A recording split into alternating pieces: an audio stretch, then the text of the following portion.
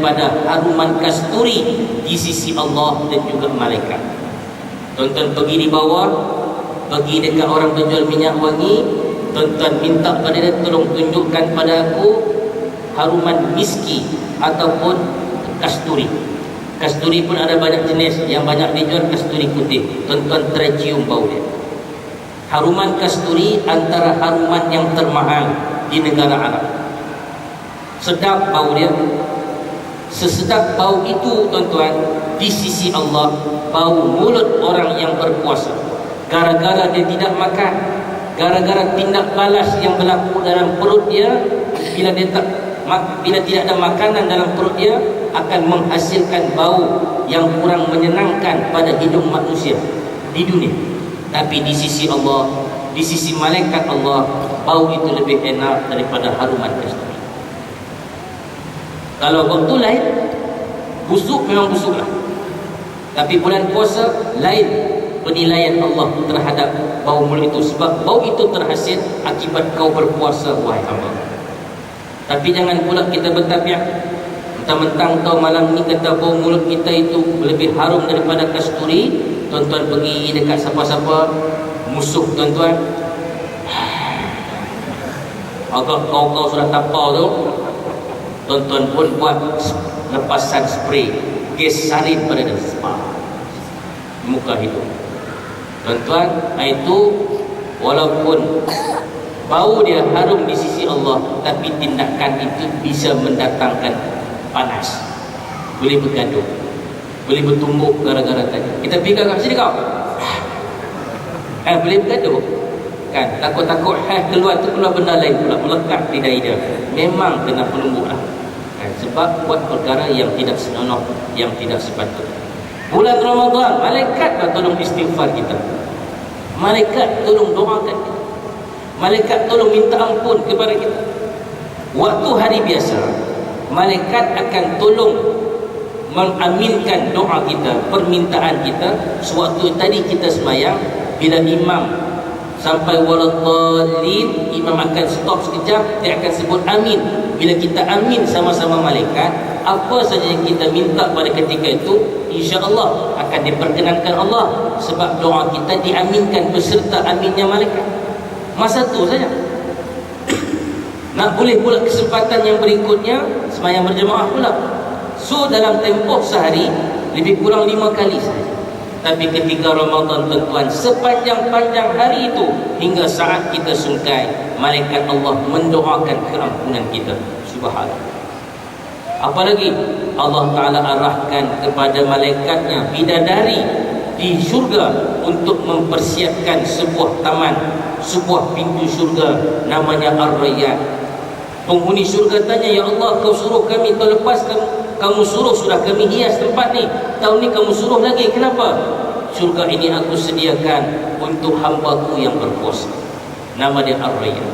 Tuan-tuan, dalam bulan Ramadan syaitan dibelenggu, ditambat, dirantai, diikat, dihadkan pergerakan dia, disempitkan aktiviti dia, supaya memberi ruang kepada umat Islam untuk beribadah. Tapi ada orang tanya, Ustaz, habis tu kenapa ada juga yang curi kasut di Masjid Kausar ketika Ramadan, ketika tarawih? Kenapa juga?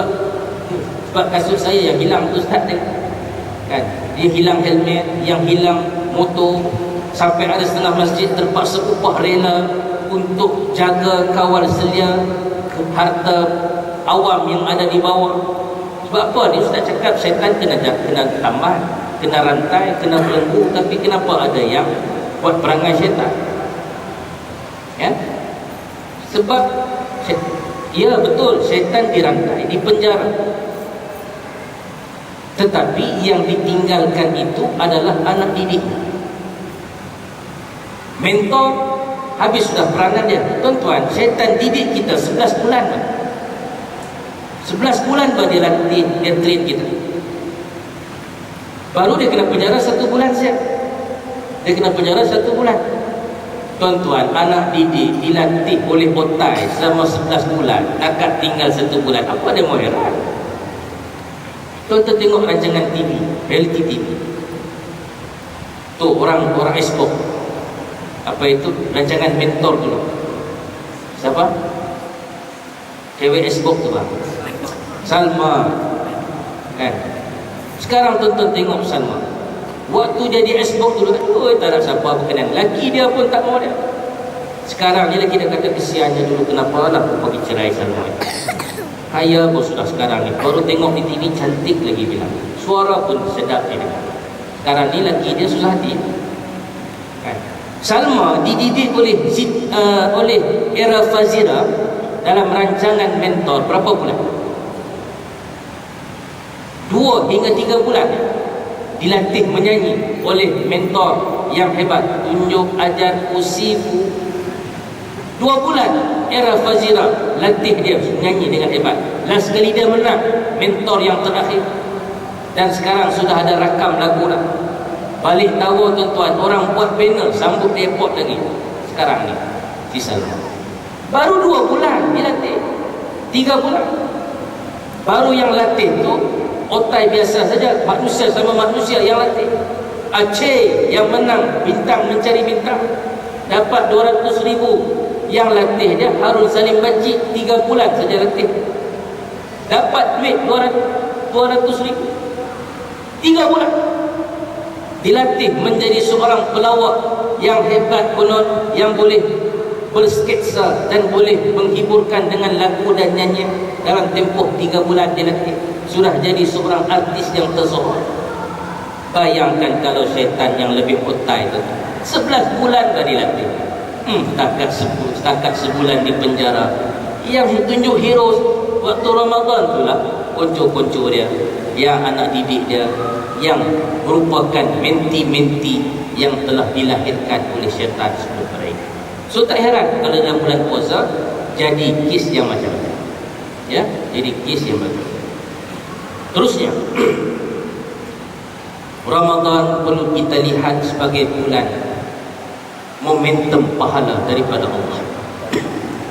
Bulan janaan pahala yang cukup istimewa daripada Allah, yang Tuhan tidak berikan dalam kesempatan yang lain. Kerana disebutkan dalam sepotong hadis qudsi, as-siyamu li, puasa itu adalah kiraan pahalanya untukku, wa ana ajzi bih, dan aku sahaja yang layak untuk tentukan nilai pahala. Dalam ibadah yang lain, malaikat sudah ada satu sistem kiraan pahala. Waktu kita semayang seorang diri dapat 1, itu sifir tu malaikat hafal memang.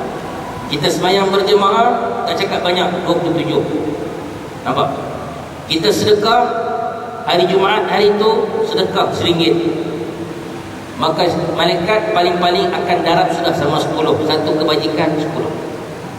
Itu sifir biasa yang telah standard, itu telah difahami sebaik mungkin oleh para malaikat Allah sewaktu mencatat amal. Tapi bila masuk bulan puasa, malaikat pun tak tahu bagaimana sifir kiraan pahala itu. Sebab Allah Ta'ala kata, soal pahala hamba aku dalam puasa ni, kamu catat saja apa yang dia buat, nanti nilaiannya aku yang bagi di akhir sekali. Kerana dia merupakan rahsia antara hambaku dan juga aku, Tuhan bilang. Paling mudah tuan-tuan, dalam bulan biasa kalau kita sembahyang seorang diri tuan-tuan, nilai pahala kita anggaplah nilai satu pahala itu sama dengan nilai RM1. Walaupun tidak layak sebenarnya pahala itu kita anggap dengan nilai RM1. Lebih daripada itu, tapi demi untuk memudahkan perkiraan supaya kita senang faham. Sekarang ni akhir bulan Syaban, kita semayang biasa-biasa, tidak berjemaah, dapat RM1 lah semayang. Jadi kalau tuan-tuan usaha sikit, hidupkan berjemaah, paling-paling kita cari satu imam dan kita jadi makmum, ataupun kita jadi imam, anak kita jadi makmum, isteri kita jadi makmum, terbentuk suatu jamaah yang RM1 tadi diganjari dengan 27 kali ganda, darab 27, dapat sudah RM27 hari biasa. Cuma pahala ni Tuhan tak bagi dalam bentuk duit. Kalau Tuhan bagi dalam bentuk duit, tadi 27, nanti insya semayang lagi berapa dah? 54 kan? 54 sudah 108, tambah lagi 27, sehari kita akan collect dalam 150, baru satu hari.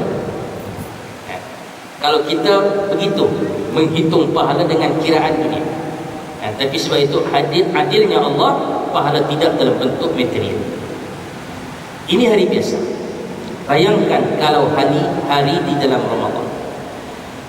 Bila masuk bulan Ramadan, tuan-tuan, yang RM1 itu disebutkan dalam sepotong hadis, man adda faridatan, sesiapa yang melakukan amal fardu, kana kaman adda 70 faridatan fima siwa, seumpama dia buat ibadah fardu yang sama 70 kali ganda.